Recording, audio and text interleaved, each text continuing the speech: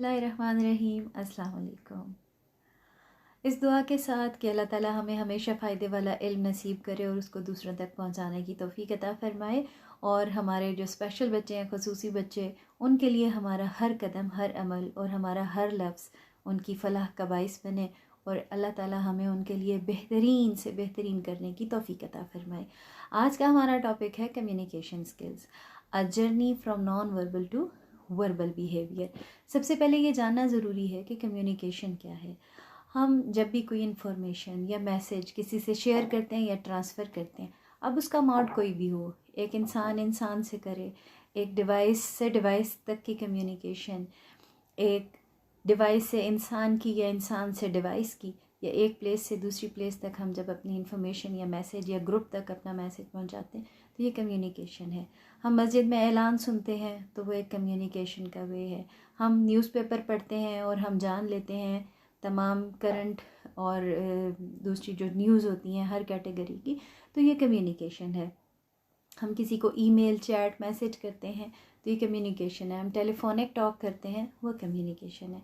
Communication के लिए क्या चीज़ ज़रूरी है? कम्युनिकेशन के लिए जो चीज़ ज़रूरी है वो है एक सेंडर और बेसिक कंटेंट जो कि हमने ट्रांसफ़र करना है, जो कि हमने डिलीवर करना है, और एक रेसिपिएंट जो कि उसको रिसीव कर रहा है। और इसके लिए जो चीज़ जो वेरिएबल्स होते हैं, जो उस कम्युनिकेशन के अंदर वेरिएशंस लाते हैं, वो हैं cultural values, cultural situations and our emotions. Communication कितने वेज के ज़रिए की जा सकती है?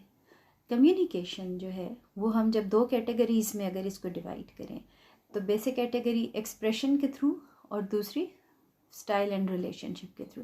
तो एक्सप्रेशन के through there are 4 ways: verbal, non verbal, written and visual. ये 4 वेज हैं जो मेजर कैटेगरीज़ हैं कम्युनिकेशन की। और अगर हम on the basis of relationship और स्टाइल करें तो फिर 2 चीज़ें हैं। जैसे कि अभी हम इस वक्त फॉर्मल जो लेक्चर डिलीवरी है, ये एक फॉर्मल वे ऑफ कम्युनिकेशन है, तो फॉर्मल होगा या इनफॉर्मल होगा। अब वर्बल वेज क्या हैं कम्युनिकेशन के? जब भी वर्ड्स का इस्तेमाल होगा तो वो वे वर्बल कम्युनिकेशन वे होगा। वर्ड्स बोले भी जा सकते हैं और वर्ड्स लिखे भी जा सकते हैं। तो रिटन एक्सप्रेशन हो इधर, या हमारा बोलना हो, ऑरल वे हो, तो वो हमारी वर्बल कम्युनिकेशन में इंक्लूड होगा।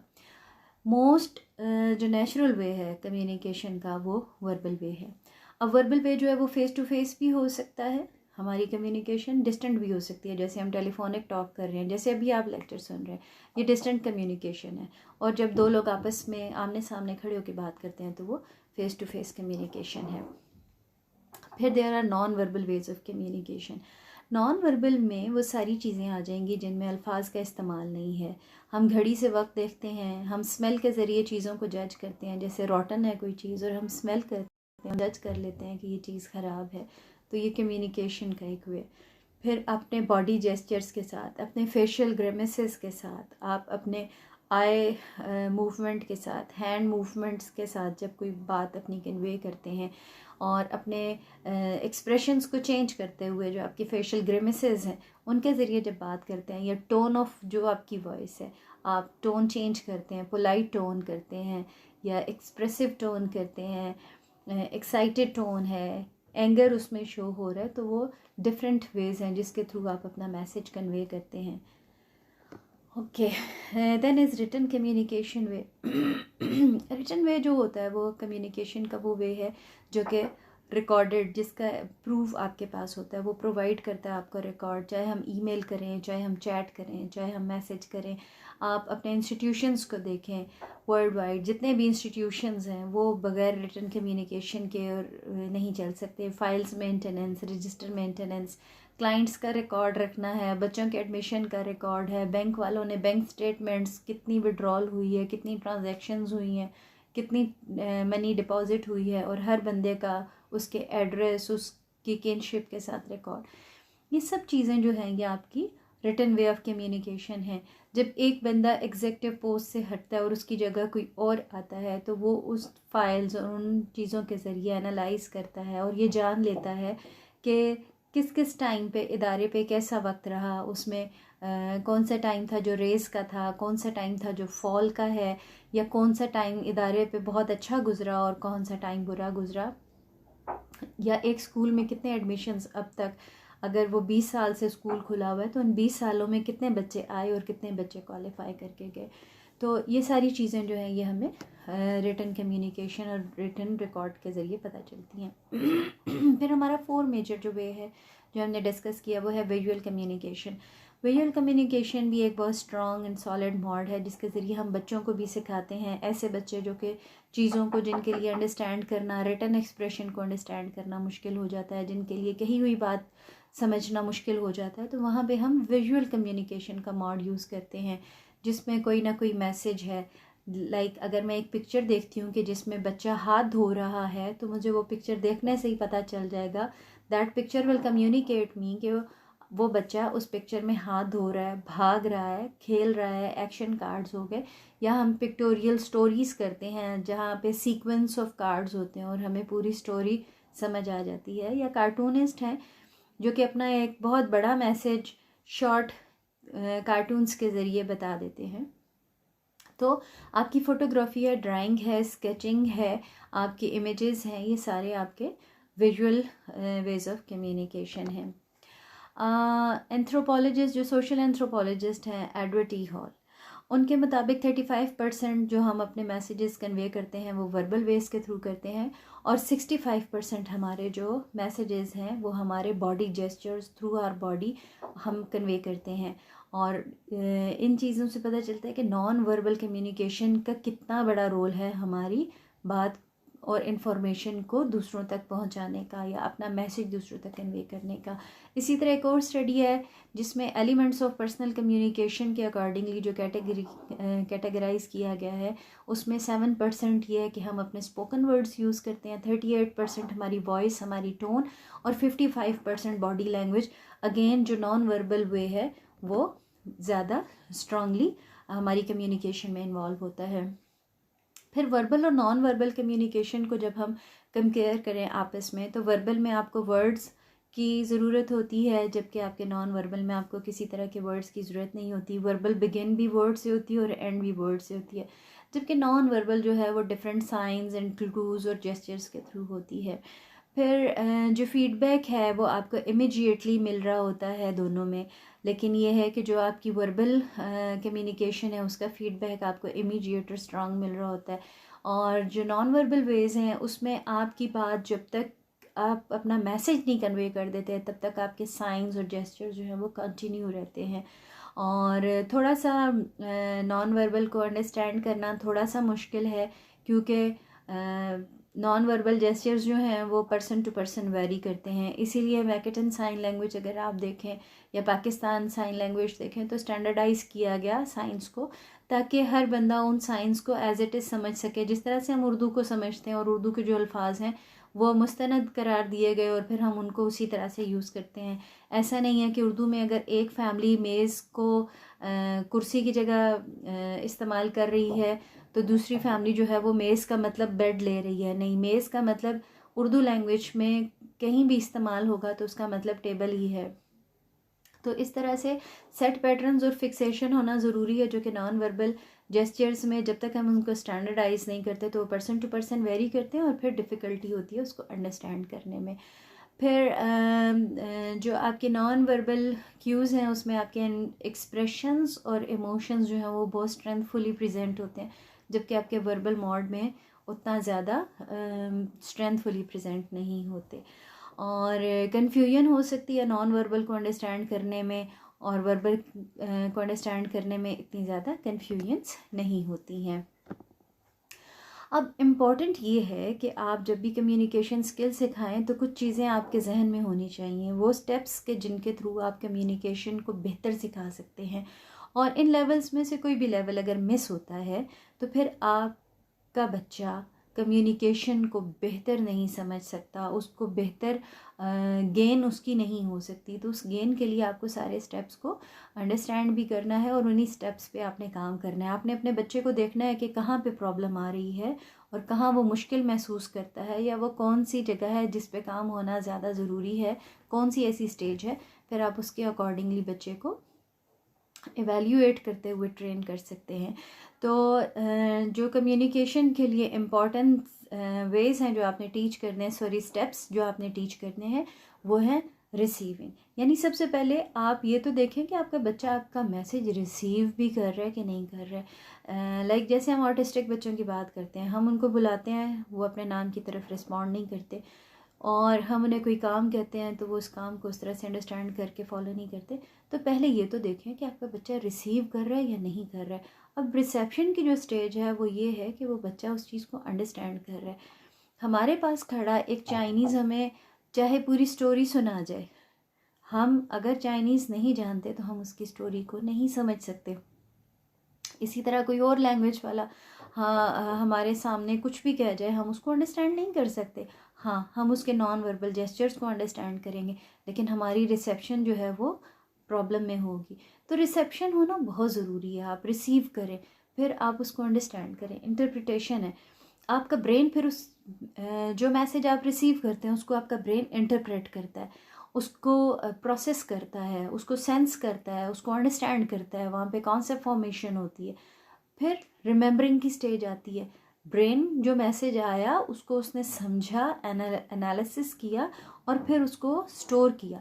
स्टोर होना बहुत ज़रूरी है। जब तक आप स्टोर नहीं करते अपनी इंफॉर्मेशन को, अपने कॉन्सेप्ट्स को, तो आप उसको for the time of need, जब at the time of need आप उसको यूज़ भी नहीं कर सकते, क्योंकि वो आपके ब्रेन में स्टोर ही नहीं है। आपका ब्रेन के अंदर उसका मेमोरी बॉक्स के अंदर स्टोर होना ज़रूरी है। फिर आप उसको अकॉर्डिंग टू सिचुएशन आप एनालाइज करके, एवेल्यूएट करके आप उसका इस्तेमाल करते हैं, यानी कि उसकी तरफ रिस्पॉन्ड करते हैं और फिर आप एक्ट करते हैं। तो जो स्टेजेस हैं वो है receiving, interpreting, remembering, evaluating, responding and acting. तो ये वाली सारी स्टेजेस का होना बहुत ज़रूरी है। अगर इनमें से कोई भी स्टेज मिस होती है तो आपका बच्चा कम्युनिकेशन स्किल्स अच्छे नहीं सीख सकता। अब आपने चाहे वर्बल कम्युनिकेशन सिखानी है चाहे नॉन वर्बल कम्युनिकेशन सिखानी है, इसमें बहुत ज़रूरी है कि आपका बच्चा सबसे पहले प्री लिंग्विस्टिक स्किल्स सीखे। कम्युनिकेशन स्किल्स वो तब सीखेगा जबकि वो लैंग्वेज से पहले की स्किल्स सीखेगा। वो आपको तवज्जो देता है नहीं देता है, वो एक जगह पे टिक के बैठता है नहीं बैठता है, वो आपकी कमांड फॉलो करता है या नहीं, वो इंटरेस्ट लेता है जो चीज़ आप उसको सिखाना चाहते हैं, एनवायरनमेंट में डिस्ट्रैक्शन तो नहीं है, उसको अपनी बारी का पता है कि उसने आपकी बारी पे आपने काम करना है, फिर उसने अपनी बारी पे काम करना है। तो देयर आर मल्टीपल थिंग्स कि जिसका आपको पहले ख्याल रखना है। जब तक ये चीज़ें आप गेन नहीं करेंगे, अचीव नहीं करेंगे, आपका बच्चा अच्छे तरीके से आपकी बात को ना तो समझ सकता है ना उसको अपने ब्रेन में स्टोर कर सकता है। फिर जिन चीज़ों का आपको ख्याल रखना चाहिए वो ये है कि आप बच्चे के एक तो आई कांटेक्ट लेवल पे काम करें। आप ऐसा ना हो कि बच्चा आपके लेवल से आउट है, लाइक वो बहुत ऊंचा है या बहुत नीचा है, तो आपका मैसेज उतने अच्छे तरीके से आप कन्वे नहीं कर सकते। और स्पेशली वर्बल कम्युनिकेशन के लिए जब तक वो आपके लिप मूवमेंट्स को नहीं ऑब्जर्व करेगा तो वो अच्छे वर्बल कम्युनिकेशन को नहीं अंडरस्टैंड कर सकता। उसमें आर्टिकुलेशन एरर्स आ सकते हैं, प्रॉब्लम्स आ सकते हैं। आप जब भी बच्चे को सिखा रहे हैं कम्युनिकेशन स्किल्स तो बहुत ज़रूरी है कि आपकी स्पीच क्लियर हो, सॉफ्ट हो, क्लियर हो, आपकी बात उसको समझ आए। ना तो वो बहुत तेज़ हो ना वो बहुत आहिस्ता हो, साफ और वाज़े बात हो। फिर सेकेंडली वो बात जो आप कर रहे हैं वो मुख्तसर हो, प्रिसाइज मैसेज हो। आपका मैसेज और आपके वर्ड्स बहुत शॉर्ट हो। जब आप एक्सटेंड कर देते हैं, वर्ड्स को बढ़ा देते हैं, तो आपका बच्चा बहुत मुश्किल से आपकी बात समझता है। आप उन बच्चों के लिए कि जिनकी रिसेप्शन पुअर है, जिनके लिए अभी उनकी समझ इतनी ज़्यादा नहीं है जितनी कि एक आम बच्चे की है, तो आप इस चीज़ का ख्याल रखें कि आप उनसे मुख्तसर बात करें, जो ज़रूरत का वर्ड है वो इस्तेमाल करें। जैसे आपने उसे कहना है बाहर चलें, उठो, तो शॉर्ट वर्ड्स यूज़ करें। चलो अब आप उठो, हम बाहर चलते हैं, ये बहुत लंबी बात है। अगर आप सिर्फ 2 अल्फाज का इस्तेमाल करें, उठो, बाहर चलें, तो ये बच्चा बआसानी समझ सकता है। और आप जितनी शॉर्ट बात करते हैं उतना मैसेज बच्चे के लिए क्लियर होता है। फिर आप फोकस करें नॉन वर्बल क्यूज़ पे भी, क्योंकि उठो का मतलब वो अकेले में नहीं समझ सकता, कि जब आप सिर्फ कहते रहें उठो उठो उठो और आप बिल्कुल फ्लैट मोड पे हों और आप उसके साथ कोई जेस्चर नहीं दे रहे, तो बच्चा नहीं समझ सकता। जब तक कि आप यूँ ना कहें उठो उठो और साथ में उसको प्रॉम्प्ट ना करें, तो बच्चा मल्टीपल ट्रायल्स के बाद इस चीज़ को अंडरस्टैंड कर लेता है कि उठो जो एक वर्ड आपके मुंह से निकल रहा है उसका मतलब ये है कि मैं अब जिस जगह पे भी हूँ उस जगह से अपने आप को रेज़ करूँ। फिर बाहर चलो, उसके लिए एक अलग साइन है। तो जब भी बच्चे को कम्युनिकेशन स्किल सिखाएं तो नॉन वर्बल क्यूज़ पे ज़रूर फोकस करें। आप नॉन वर्बल क्यूज़ के साथ अपने वर्बल क्यूज़ को लिंक करते हैं, पेयर करते हैं, तब आपका बच्चा बआसानी कम्युनिकेशन को सीख सकता है। बात यह है कि पेरेंट्स स्टार्ट कैसे करें। पेरेंट्स को कम्युनिकेशन स्किल्स सिखानी है बच्चे को, तो बहुत ज़रूरी है कि वो ये जाने कि बच्चे का लेवल क्या है और कौन कौन से लेवल्स को उन्होंने असेस करना है। उनमें सबसे पहला है इंटेलेक्चुअल लेवल। बच्चा कितना समझदार है, बच्चा एक आम बच्चे की निस्बत कितना बाशऊर है, कितना चीज़ों को समझता है। आईक्यू टेस्ट की हम बात करते हैं जिसमें हम ये रेटिंग करते हैं कि बच्चा एवरेज इंटेलेक्चुअल फंक्शनिंग पे है, बिलो एवरेज पे है, अबव एवरेज पे है, बॉर्डर लाइन पे है, या मॉडरेट माइल्ड किसी एक लेवल की डिसेबिलिटी पे है। तो आपने सबसे पहले इंटेलेक्चुअल लेवल जज करना है। और वो आप कैसे जज कर सकते हैं? आप अपने बच्चे की एज के मुताबिक उसके आसपास उस एज के बच्चों को देखें कि वो जितने ज़हीन हैं, वो जितने शार्प हैं, वो जितनी जल्दी चीज़ों को समझते हैं और किस लेवल की चीज़ों को समझते हैं, कितनी पेचीदा बातों को वो बआसानी समझ सकते हैं। तो इससे आप अपने बच्चे का लेवल जज कर सकते हैं कि आपका बच्चा ज़हनी तौर पे किस लेवल पे है, उस बच्चे से, आम बच्चे से पीछे है या आम बच्चे से आगे है। आपका बच्चा कितना पीछे है ये भी आप अंदाज़ा, अगर आप नॉर्मल माइलस्टोन्स का चार्ट देखें तो उसकी कॉग्निटिव स्किल्स, उसकी स्पीच स्किल्स, उसकी सोशल स्किल्स, उसकी इमोशनल स्किल्स, ये सारी, उसकी फ़िज़िकल स्किल्स, ये सारी चीज़ें जब आप नॉर्मल माइलस्टोन का चार्ट देखें तो आपको बआसानी पता चल सकती हैं कि आपका बच्चा अगर 8 साल का है तो ऐसा भी हो सकता है कि उसकी इंटेलेक्चुअल फंक्शनिंग एक 10 साल के बच्चे की हो, और ऐसा भी मुमकिन है कि वो 8 साल का तो है लेकिन उसका लेवल 8 महीने के बच्चे जितना भी नहीं है। तो ये जानना आपके लिए बहुत ज़रूरी है। फिर सेकंड है अंडरस्टैंडिंग लेवल। उसकी समझ कितनी है, चीज़ों को वो कितना बआसानी और कितना कॉम्प्लेक्स वे तक समझ सकता है। आप जब उससे बात करते हैं तो आपकी बात को कितना समझ रहा है और कितना नहीं समझ रहा। आप उसे कोई मैसेज दे रहे हैं तो उसको कितना समझ रहा है, ये आप उसको उसकी आम जिंदगी के अंदर जज करेंगे, ये देखते हुए कि वो, आप जब उससे कोई चीज़ मांगते हैं तो क्या आपको वो रेलेवेंट चीज़ देता है। जब आप उससे कोई काम कहते हैं तो क्या वो उसी रेलेवेंस के साथ करता है या नहीं करता है, वो कितना समझ रहा है चीज़ों को, कॉम्प्रिहेंशन लेवल क्या है। फिर आप ये देखें कि उसकी कम्युनिकेशन लेवल क्या है। वो नॉन वर्बल क्यूज़ का इस्तेमाल करता है, वो वर्बल वर्ड्स का इस्तेमाल करता है, वो सिंगल वर्ड्स पे है, वो फ्रेजेस पे है, सेंटेंसेस पे है। या ऐसा भी हो सकता है कि आपका बच्चा एक 2 से 3 माह के बच्चे की तरह सिर्फ रो के अपनी बात समझाता है। देखें, जो छोटे बच्चे हैं वो जब स्टार्ट करते हैं अपनी कम्युनिकेशन एक्सप्रेशन तो वो अपनी हर बात रो के बताते हैं। उन्हें अगर पेट में दर्द है या उन्हें कहीं पेन है तो भी वो रोएंगे, उन्हें भूख लगी है तो भी रोएंगे, वो रेस्टलेस हैं तो भी रोएंगे। वो अपना हर मैसेज, या वो लोनली फील कर रहे हैं, उनको आसपास कोई नज़र नहीं आ रहा कमरे में, वो तब भी रोएंगे, तो उनका मैसेज थ्रू क्राई कन्वे हो रहा है। फिर जब बच्चा थोड़ा सा बड़ा होता है तो फिर स्माइल ऐड होती है, फिर उसमें इमोशंस, एक्सप्रेशंस ऐड होते जाते हैं, साउंड्स ऐड होना शुरू हो जाती हैं, फिर उन साउंड्स के साथ मीनिंगफुल साउंड्स ऐड होना शुरू हो जाती हैं, वो वर्ड्स बन जाते हैं। तो आप अपने बच्चे का कम्युनिकेशन लेवल देखें कि वो आपको अपनी बात कैसे बताता है। आपका हाथ पकड़ के वहाँ तक ले जाता है जो उसकी नीड एंड डिमांड होती है, या वो आपसे सिंगल वर्ड बोल के कहता है, या वो आपसे सिर्फ नॉन वर्बल वेज के थ्रू पॉइंटिंग कर देता है, किस तरह कहता है ये जानें ताकि आप उस लेवल के बाद के लेवल को अचीव करें, क्योंकि आपने हर लेवल को स्टेप बाय स्टेप अचीव करना है। फिर आप ये देखें, जो कि बहुत इम्पॉर्टेंट है, आपके बच्चे का बिहेवियरल लेवल क्या है। आपका बच्चा आपकी बात मानता है, कंप्लाइंस है उसके बिहेवियर में या नहीं है। उसका बिहेवियर कंप्लाइंट होना बहुत ज़रूरी है। वो बात मानेगा तो बात सीखेगा। फिर आपका बच्चा सिटिंग बिहेवियर में कैसा है, वो बैठता है टिक के या नहीं बैठता।